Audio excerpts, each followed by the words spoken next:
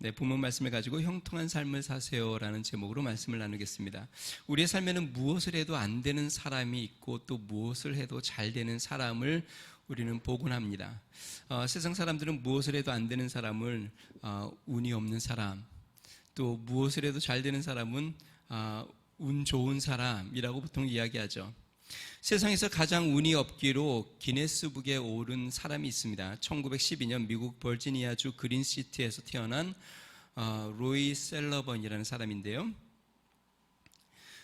이 사람은 어릴 때부터 자연을 관찰하는 것을 되게 좋아해서 버지니아주 셔넌도어 국립공원에서 나중에 이제 산림관리원으로 일을 하게 됩니다. 기네스북에 의하면은요, 1942년부터 1977년까지 이 로이라는 이 사람이 번개를 7번을 맞았다고 합니다. 여러분, 번개를 한 번 맞을 확률이 60만 분의 1이라고 합니다. 그러니까 60만 명 중에 한 명이 번개를 맞는데 이 사람은 몇 번을 맞았다고요? 7번을 맞았다고 한다면 이 확률이 60만 분의 1 더하기 60만 분의 1이 되는 게 아니라 60만 분의 1에 제곱이 되고 또 제곱이 되고 또 제곱이고 7승이나 되는 거니까 실제로 이 확률은 뭐 거의 제로에 가깝죠. 그런데 이 한 사람이 번개를 7번이나 맞았다고 합니다. 첫 번째는요, 1942년도에 번개를 맞았는데 오른쪽 옷의 바지 조가리가 찢어졌고 구두에 구멍이 났다고 합니다. 두 번째는 1969년도에 번개를 맞았는데 기절하였고 눈썹과 속눈썹, 머리카락이 모두 탔다고 합니다. 세 번째는 1970년도에 집 앞들에서 왼쪽 어깨에 번개를 맞았다고 합니다. 네 번째는 1972년에 머리에 번개가 떨어졌는데요, 불이 나서 입고 있던 자켓에 불이 붙었다고 합니다.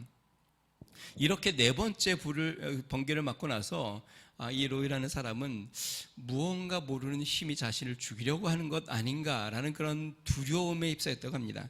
다섯 번째는 1973년 순찰을 도는 도중에 비구름이 자신에게 점점 가까이 오는 것을 보고 피하여 도망쳤는데 마치 비구름이 자신을 쫓아오는 듯 오더니 번개를 맞았다고 합니다. 그래서 머리에 불이 붙었고 왼쪽 팔다리, 오른쪽 다리에 무릎까지 옮겨 붙었다고 합니다. 여섯 번째 1976년도 번개를 맞아 발목을 다쳤고, 일곱 번째 1977년도 낚시를 하다가 번개를 머리에 맞아서 머리, 가슴, 배에 화상을 입었다고 합니다. 참 이렇게 운이 없는 사람이 있을까? 60만 분의 1의 확률이 있는 번개를 7번이나 맞고, 근데 또 하나 신기한 것은 그렇게 7번의 번개를 맞고 7번 다 살아났다는 것입니다. 그 운이 좋은 사람입니까? 운이 나쁜 사람입니까? 자, 이 사람의 최후는 어떨까요? 1983년도 침대에 누워 권총으로 자신의 오른쪽 귀를 향해 격발해서 71세의 나이로 세상을 떠났다고 합니다. 아마 그랬을 것 같아요. 뭔가 나는 정말 저주를 받은 인생이 아닌가, 뭔가 운이 없어도 이렇게 없을까. 남들은 평생 경험해보지 못한 번개를 수도 없이 맞고 그렇게 살아가는 자신의 인생을 보면서 뭔가 자신의 운명을 한탄하고 그리고 자살하지 않았을까라는 생각이 듭니다. 세상 사람들은 그래서 기네스북에 올라온 것처럼 세상에서 가장 운이 없는 사람이라고 표현을 했는데, 여러분, 우리 그리스도인도 운을 기대하며 살아야 할까요? 우리의 행하는 모든 일들, 우리의 삶 가운데 운이 따르기를 바라며 살아야 할까요? 성경은 그렇게 말하지 않습니다. 성경은 우리의 삶의 모든 것이 하나님의 손 안에 있다고 이야기합니다. 그래서 참새 한 마리가 떨어지는 것도 하나님의 허락이 있어야 가능하다고 성경은 이야기하죠. 그러므로 우리의 삶 가운데 잘 되는 것, 무엇을 해도 잘 되는 것, 그것을 세상 사람들은 행운이라고 이야기할 수 있지만 우리 믿는 사람들은 그것을 행운이라 하지 않고 형통함이라고 이야기합니다. 여러분, 행운과 형통함에는 분명한 차이가 있습니다. 행운에는 우연과 확률에 기반을 두고 있습니다.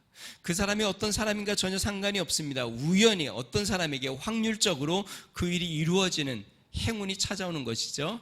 그러나 형통함은 그렇지 않습니다. 형통함은 우연이나 확률적으로 오는 게 아니라 의도적으로, 계획적으로, 그리고 그 사람이 어떤 사람인가에 달려있죠. 그래서 성경은 뭐라고 이야기합니까? 복 있는 사람은 이라고 이야기하죠. 시냇가에 심은 나무와 같다. 형통함은 우연히 찾아오는 것이 아니라 그 사람이 어떠한 삶을 사느냐에 따라서 그 삶의 형통함이 찾아온다는 것이죠. 간절히 바라기는 우리 위더스 중학교 모든 성도님들, 또 함께 예배하는 모든 우리의 성도님들 삶 가운데 무엇을 해도 잘 되는 주의 은혜가 있으시기를 주의 이름으로 축원드립니다. 형통한 삶이 되시기를 주의 이름으로 축원드립니다. 자, 그러면 형통한 삶은 어떻게 누릴 수 있을까요? 첫 번째요, 모든 일에 하나님께서 함께 하실 때에 형통한 삶을 누릴 수 있습니다. 오늘 본문에 보면 블레셋의 권세자인 아비멜렉이 아브라함에게 찾아와 동맹을 맺자고 지금 이야기합니다. 아브라함은 이방인이고 떠돌다가 지금 거기에 정착했고, 그 다음에 이 아비멜렉은 거기에 거주자로 거기에서 권세를 잡고 있는 사람입니다. 그런데 이 아비멜렉이 아브라함에게 찾아와서 동맹을 맺자, 우리는 싸우지 말고 서로 협력하며 살자라고 이야기합니다. 왜 그랬을까요? 오늘 본문 말씀을 한번 보겠습니다. 22절 말씀 같이 한번 읽어보겠습니다. 같이 있습니다. 시작. 그때에 아비멜렉과 그 군대 장관 비골이 아브라함에게 말하여 이르되 내가 무슨 일을 하든지 하나님이 너와 함께 계시도다. 지금 이 아비멜렉이 찾아와서 아브라함에게 동맹을 맺자고 하는 이유는 무엇이냐면, 너가 무슨 일을 하든지 하나님이 너와 함께 하신다라는 것입니다. 영어 성경에 이렇게 표현됐습니다. God is with you in everything you do. 너가 하는 모든 것에 하나님이 함께 하신다. 다시 이야기하면 아브라함이 이것을 하면 그곳에 하나님이 함께 하시고, 이것을 하면 하나님이 그곳에 함께 하시고, 아브라함이 무엇을 하든지 하나님이 그와 함께 하신다. 현대인의 성경은 이렇게 적혀져 있습니다. 당신이 하는 일마다 하나님이 돕고 계시는 것이 분명합니다. 이게 무슨 뜻이에요? 아비멜렉이 아브라함을 보니까 하나님이 돕지 않고는 도저히 이렇게 될 수 없는 일들이 아브라함 삶 가운데 계속 일어나는 것을 보게 됐다는 것이죠. 그래서 이 아비멜렉이 그렇게 이야기하는 것이요, 당신이 하는 것마다 하나님이 돕고 계시는 것이 분명합니다. 여러분, 저를 한번 보세요. 여러분 주위의 사람들이 여러분들을 보면서 야, 당신 사업하는 거 보니까 하나님이 돕는 게 분명해 라는 이야기를 듣습니까? 당신이 직장에서 그렇게 잘 되는 거 보니까 정말 하나님이 당신과 함께하는 것이 분명하구나. 그것도 안 믿는 이방인이. 여러분, 아브라함이 이 그랄 땅으로 옮긴 것은 99세 때입니다. 이 99세 때 그랄로 옮기니까요, 이 아비멜렉이 어떤 일을 하냐면 사람을 보내서 아브라함의 아내 사라를 취하여 갑니다. 왜냐하면 아브라함도 누이라고 했고 사라는 아브라함을 오라비라고 했고, 그래서 취해 갔어요. 그런데 그날 밤에 어떤 일이 생겼을까요? 하나님이 아비멜렉의 꿈에 나타나서 그를 세상 말로 하면 협박을 합니다. 그를 돌려보내지 않으면 널 죽이겠다. 그는 남편이 있는 여인이다. 뿐만 아닙니다. 그랄의 모든 여인들의 태문을 다 닫아서 누구도 임신하지 못하도록 하나님이 그렇게 그들에게 징계를 하십니다.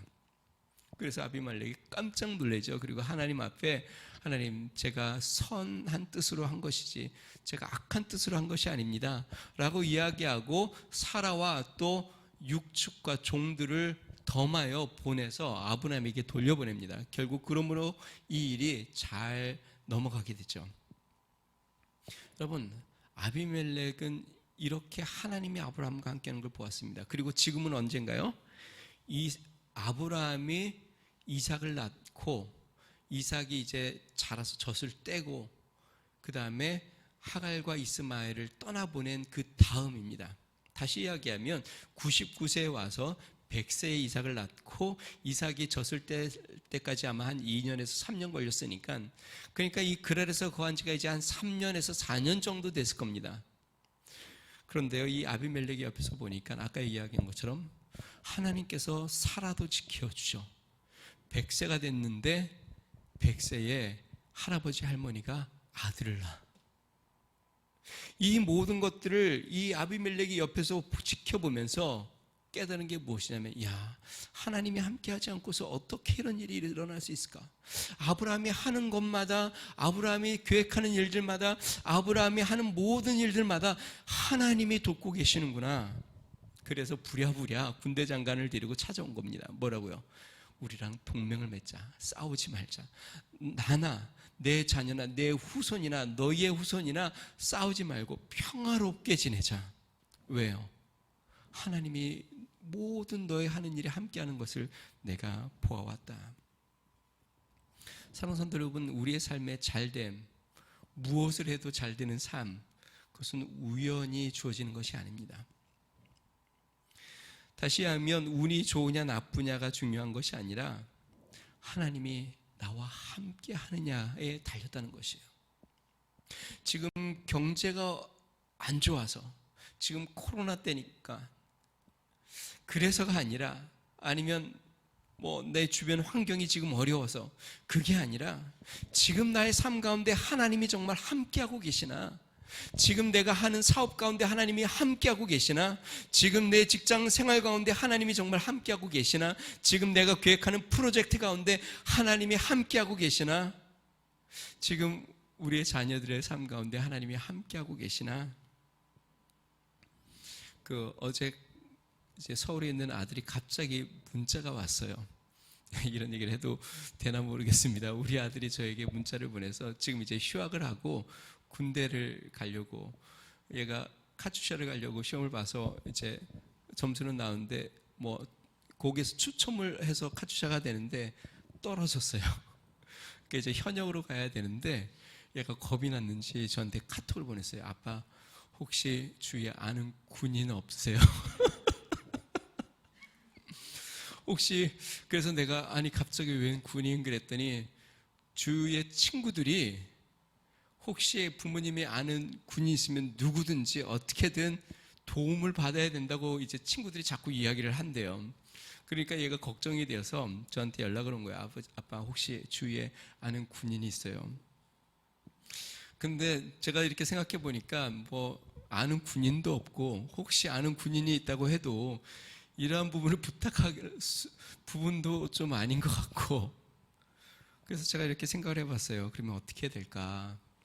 근데 딱 한 분이 생각이 났어요. 모든 권수에 뛰어난 하나님 앞에 기도해야 되겠다. 온 군인의 만군의 주이시고 온 우주의 통치자이시고 모든 것의 주인 되신 하나님 앞에 내가 청탁이죠. 주님 앞에 기도를 해야 되겠다. 하나님 앞에 도와달라고 이야기하고 하나님이 가장 좋은 곳으로 인도해 달라고 구해야겠다.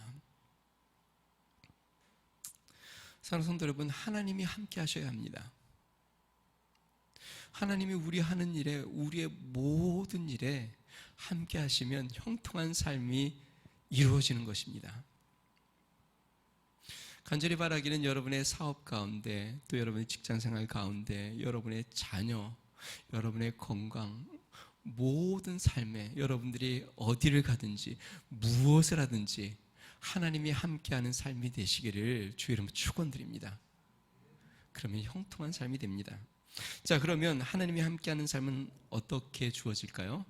두 가지를 살펴봅니다. 첫 번째는요, 범사의 주님을 인정하고 순종하는 삶입니다. 범사의 주님을 인정하고 주님의 뜻에 순종하는 자에게 우리 하나님이 함께 하시고, 그렇게 하나님이 함께 하는 자는 형통한 삶을 누리게 되는 것이죠. 오늘 본 말씀 22절은 이렇게 시작합니다. 그때에.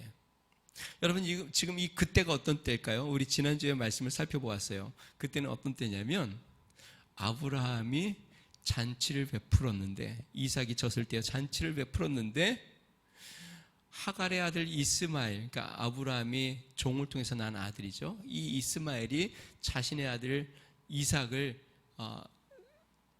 조롱하는 모습을 보고 이 하갈과 이스마엘을 떠나보낸 그때입니다.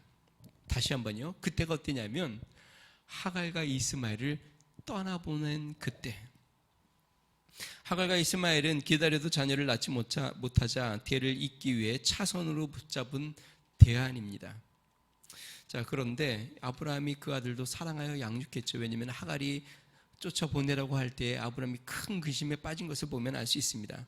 자, 그런데 오늘 본문 말씀 보니까 이렇게 마지막까지 붙잡고 있었던 하갈과 이스마엘을 떠나보내자 이제 그의 삶에 형통한 삶이 보여지기 시작합니다. 여러분, 아브라함의 삶에는요 크게 3번의 떠나보냄이 있었습니다. 첫 번째는요 먼저 본토 친척 아비 집을 떠나는 큰 사건이 하나님의 부르심을 받을 때 옵니다. 다시 이야기하면 자신의 삶의 근간이요 또 안식처요 안전지대인 본토 친척 아비 집 고향을 떠난 것입니다. 두 번째 떠남은 언제였냐면요, 아들처럼 기르던 조카 롯을 떠나보내는 것입니다.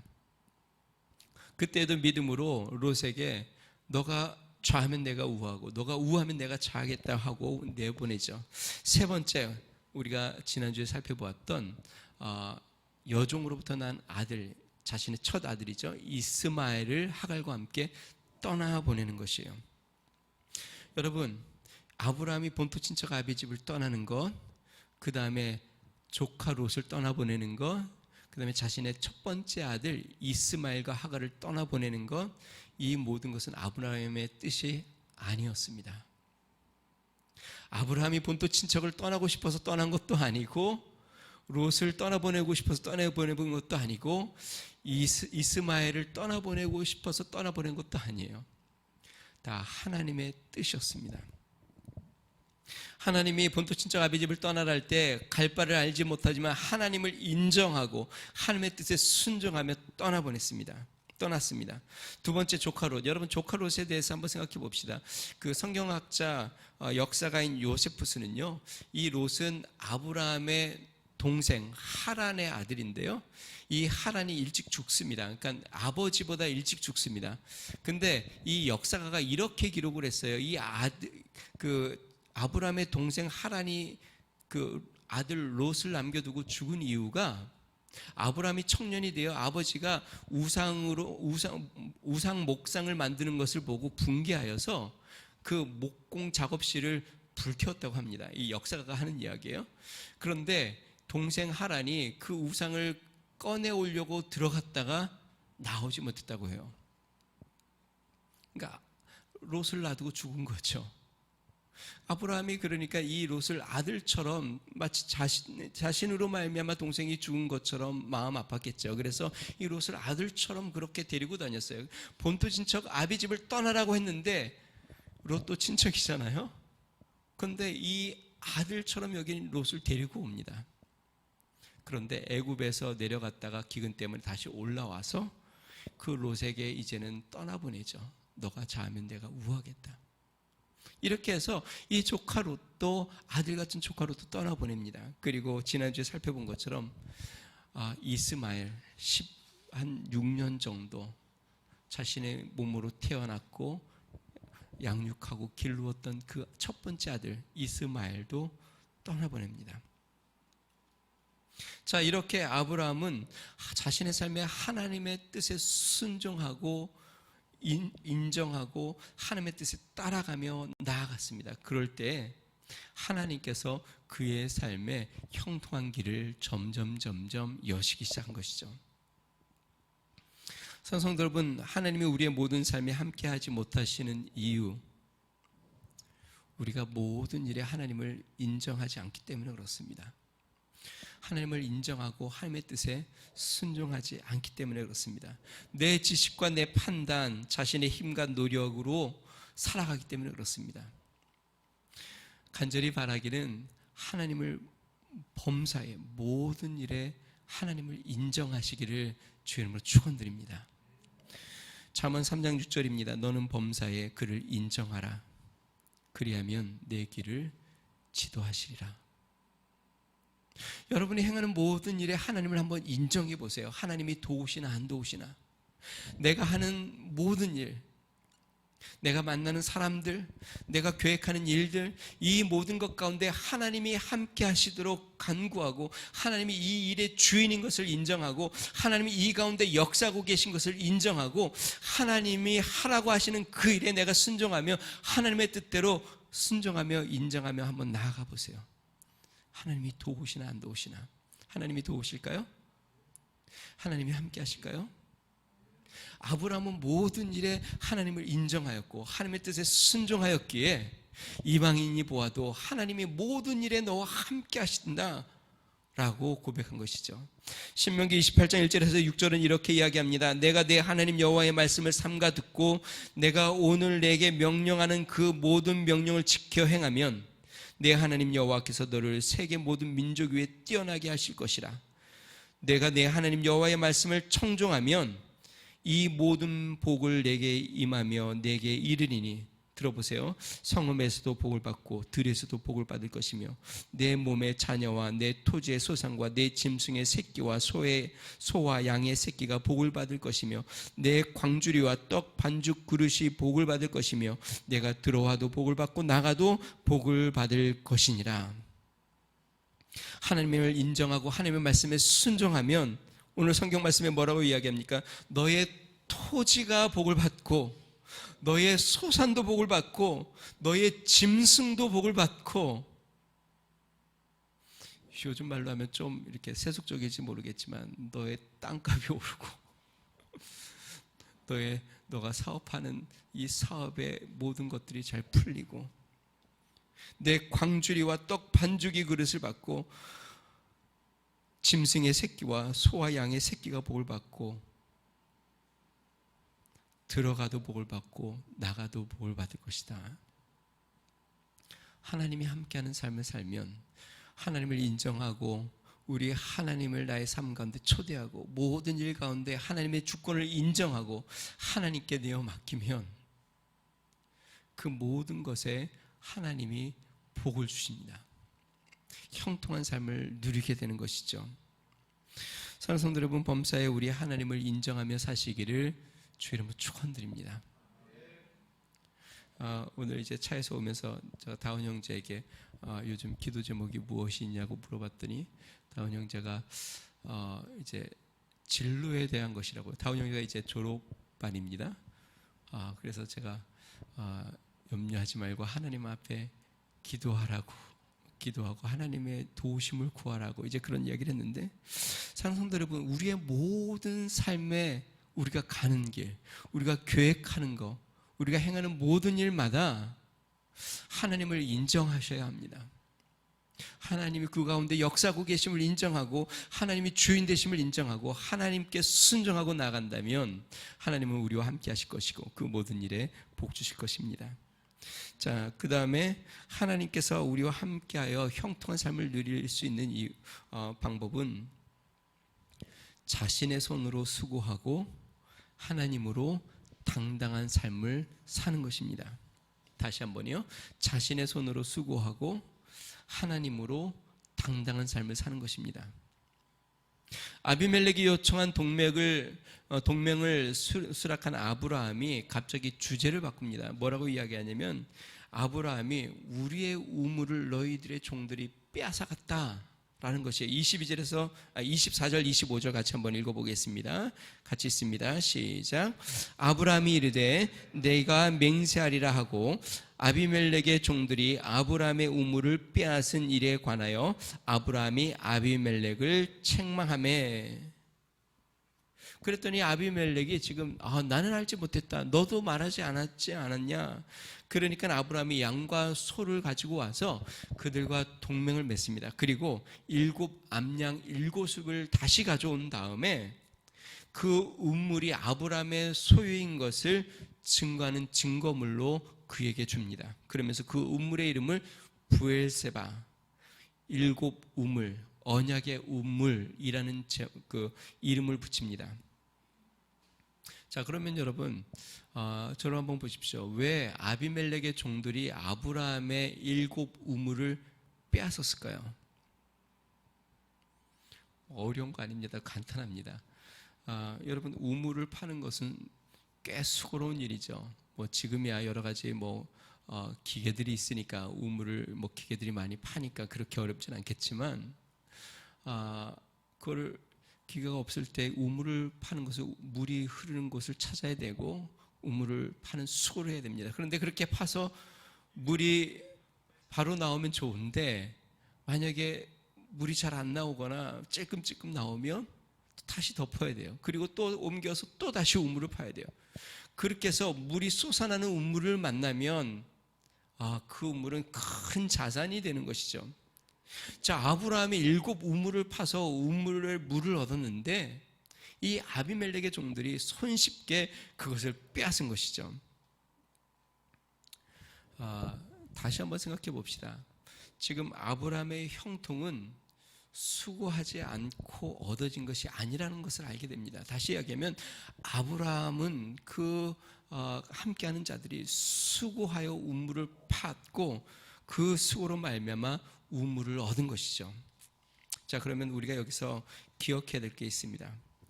여러분, 아브라함은 수고하였고 하나님은 물의 근원을 만나게 하셨습니다. 이것이 하나님이 아브라함의 삶 가운데 형통케 하는 원리입니다. 아브라함은 수고하고 하나님은 물의 근원을 만나게 하는 축복. 여러분, 수고하지 않고 빼앗는 것이 축복이 아닙니다. 아브라함이 수고하지 않고 거저 얻은 것이 아닙니다. 아브라함이 살면서 자신의 손으로 수고를 하였고 하나님은 그가 수고하는 일마다, 앞부분에 아비멜렉이 그랬죠. 너가 하는 일마다, 다시 이야기하면 그의 손으로 수고하는 일마다 하나님이 도우셔서 형통한 역사가 나타났다는 것이죠. 자, 그래서 인생에는요 원리가 있는데 심는 것과 거두는 원리가 있습니다. 심는 것은 우리의 목, 우리가 해야 되는 것. 풍성히 거두게 하는 것은 우리 힘으로 할 수 없는 것.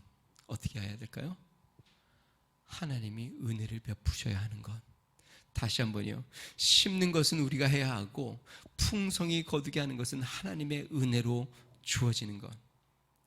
고린도후서 9장 6절 사도 바울이 이렇게 이야기하죠. 이것이 곧 적게 심는 자는 적게 거두고 많이 심는 자는 많이 거둔다 하는 말이로다. 헌금에 대한 말씀이지만 이것은 우리 인생의 원리이기도 합니다. 사랑하는 성도 여러분, 여러분의 손으로 수고하여 열심히 많이 잘 심으시기를 주의 이름으로 축원드립니다. 그리고요, 저를 한번 보세요. 심을 때에 기도하며 심으세요. 다시 이야기하면 여러분 사업을 할 때 기도하며 100배의 열매를 얻기 위해서 기도하며 심으세요. 제가 전에 한 이야기 기억나세요? 저희 요즘 카페 사역을 하면서 커피 머신에 아침에 손을 얹고 기도했다고 기억나세요? 커피 맛이 맛있어서 사람들에게 소문이 날 수 있게 해달라고. 수고는 우리가 해야죠. 사람들을 맞이하고 사람들을 섬기고 청소를 하고 모든 수고는 최선을 다해서 하는 것이 맞죠. 그러나 그 가운데 열매를 맺는 건 하나님의 은혜를 베푸셔야죠. 수고하지 않고 열매를 거둘 수 없고 또 하나님의 은혜 없이 풍성한 열매를 거둘 수 없습니다. 지금 아브라함은 자신의 손으로 수고하여 하나님의 형통함을 경험하는 것이죠. 또 하나, 아브라함의 형통한 삶은 당당한 태도에서 나타납니다. 아브라함은 이방인이에요. 그런데 오늘 본문 말씀에 뭐라고 이야기합니까? 아브라함이 지금 아비멜렉을 책망했다라고 이야기합니다. 아비멜렉은 지금 그 땅의 권세를 잡은 자인데 이방인인 아브라함이 지금 아비멜렉을 책망해요. 다시 이야기하면 자신의 권리를 주장하고 잘못된 처사를 꾸짖고 있습니다. 자, 이방인인 아브라함이 이 권세자인 아비멜렉에게 이렇게 당당할 수 있는 이유는 무엇일까요? 하나님이 그와 함께 하시기 때문에 그렇습니다. 아브라함은 하나님을 믿고 있기 때문에, 하나님이 자신과 함께한 것을 그는 믿고 있기 때문에 그렇습니다.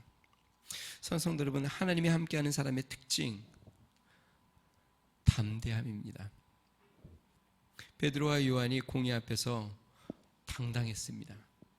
스데반도 죽이려는 사람들 앞에서 천사의 얼굴을 하며 당당하였고, 바울도 아그리빠 왕 앞에서 당당하였습니다.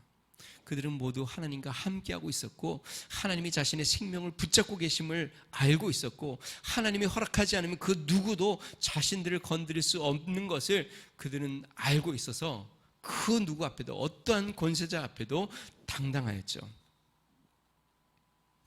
사랑하는 성도 여러분, 담대하지 못하면 형통한 삶을 살 수 없습니다. 그리고 자신의 손으로 수고하지 않으면 당당하지 못합니다. 내 손으로 수고해야 당당하고 그렇게 수고하여 당당하며 하나님이 나와 함께 하심을 알 때 담대해지는 것이고 담대한 자에게 하나님의 역사가 나타납니다. 여러분 성경의 말씀을 쭉 보세요. 누가 하나님의 기적을 만들어내는가? 믿음으로 담대한 자들이 하나님의 역사를 만들어냅니다. 믿음으로 담대히 무리를 발을 내디뎠을 때 물이 갈라졌고 믿음으로 담대히 그들은 우리의 밥이라고 이야기할 때 그들이 그 땅을 취하였고 믿음으로 담대히 앉은 병자에게 나서는 예수 이름으로 명하라 할 때 그들이 기적을 일으켜 일어나게 됐고 여러분 담대하지 않으면 믿음으로 담대하지 않으면 하나님의 역사를 경험하지 못합니다. 왜 그러냐면 담대한 자는 믿음으로 행하기 때문에 그렇습니다. 그런 말이 있죠. 아무것도 하지 않으면 아무 일도 일어나지 않는다. 믿음으로 아무것도 행하지 않으면 믿음의 역사는 일어나지 않습니다.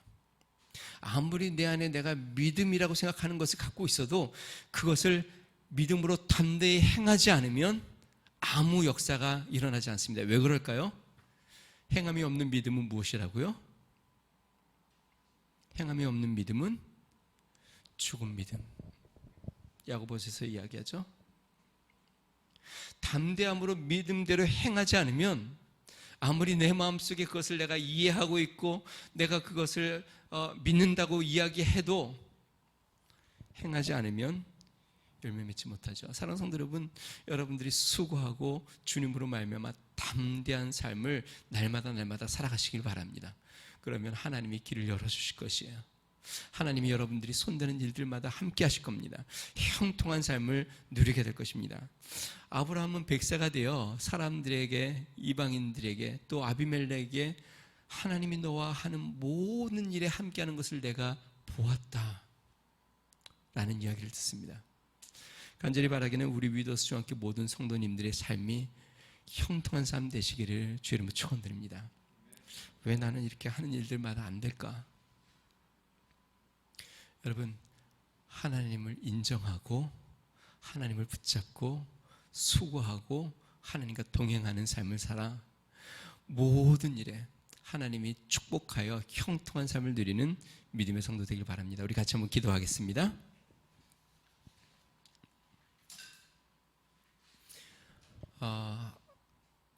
아브라함은 하나님 앞에 순종한 것밖에 없어요. 하나님을 인정했어요.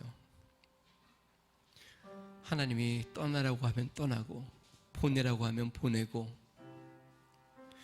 하나님이 말씀하시는 대로 아브라함은 아멘하고 하나님을 인정하고 또 주어진 일에 순종하며 수고하였습니다.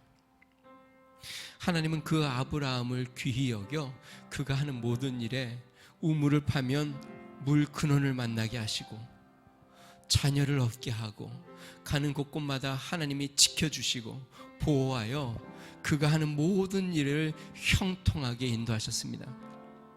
우리 이 시간에 기도할 때 하나님, 저도 아브라함처럼 형통한 삶이 되게 해주십시오. 내가 하는 모든 일마다 가는 곳곳마다 내가 손대는 것마다 행하는 모든 일에 주의 복이 임하고 하나님이 함께하는 축복을 누리도록 은총을 베풀어 주십시오. 하나님을 인정하고 하나님을 붙잡고 나아가는 한 주의 삶이 되게 해달라고 우리 같이 한번 기도하겠습니다. 좋으신 하나님 아버지 감사합니다. 하나님, 아브라함이 하나님 아버지 주님의 말씀에 순종하고 나아가며 주님을 인정하고 나가고 하나님 가는 곳곳마다 주의 얼굴을 구하고 제단을 쌓고 하나님을 찾고 나아갈 때마다 우리 하나님 주님께서 그에게 복을 주셔서 그가 손대는 것마다, 그가 하는 일들마다, 그가 행하는 곳마다, 하나님 가는 곳곳마다 우리 하나님 형통한 복을 주신 것을 보게 됩니다. 능하신 하나님 아버지, 우리의 삶, 우리가 행하는 모든 일에 우리 하나님 함께하여 주셔서 하나님의 복이 임하게 하여 주시옵소서. 능하신 하나님 아버지, 우리 하나님 우리의 삶의 모든 영역에 하나님을 인정하고 하나님을 초대하고 하나님을 모셔드리고 하나님의 주되심을 인정하여 우리 하나님께서 그 가운데 역사하시고 일하시며 능력을 행하시는 것을 날마다 경험하게 하여 주시옵소서. 하나님 인간의 지혜로나 인간의 하나님 계획으로나 인간의 힘으로나 지식으로 하지 아니하고 우리 하나님 앞에 하나님 순종하며 우리 하나님을 인정하며 주님이 맡기신 일을 하나님 기쁨으로 즐겁게 묵묵히 감당하고 하나님 믿음으로 나아가 우리 하나님의 복되심을 날마다 경험하게 하여 주시옵소서. 하나님 아버지, 우리는 수고하고 하나님 주님은 열매를 맺게 하는 축복이 하나님 우리의 삶 가운데 있게 하여 주시옵소서. 하나님 30배, 60배, 100배의 많은 열매를 맺는 삶이 하나님 우리의 각 삶 가운데 일어나도록 우리 하나님 축복하여 주시옵소서. 이번 한 주도 우리 하나님을 하나님 우리의 삶의 영역에 초대하고 하나님과 동행할 때에 우리 하나님 아버지 그 가운데 역사하여 주시고 주의 은혜로 하나님 아버지 충만한 은혜, 형통하는 은혜를 날마다 경험하는 믿음의 삶이 되도록 성령에도 오시고 인도하여 주시옵소서.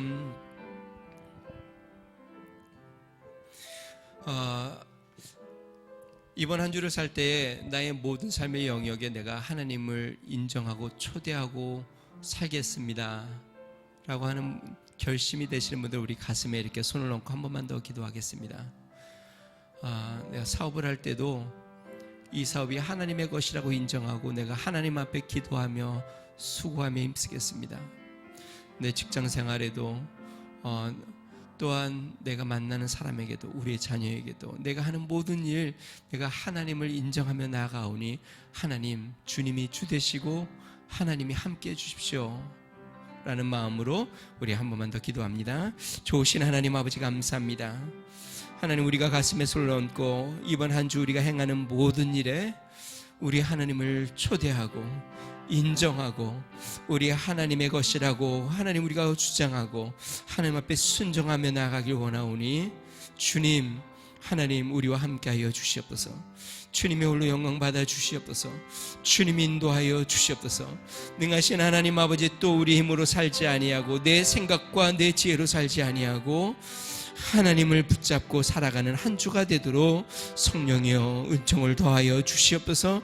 우리 하나님께서 하나님 아버지 크게 축복하여 주셔서 형통한 복을 누리는 하나님 이번 한 주 되도록 성령이여 함께하여 주시고 주님께서 홀로 영광 받으시며 인도하여 주시옵소서. 주님 감사합니다.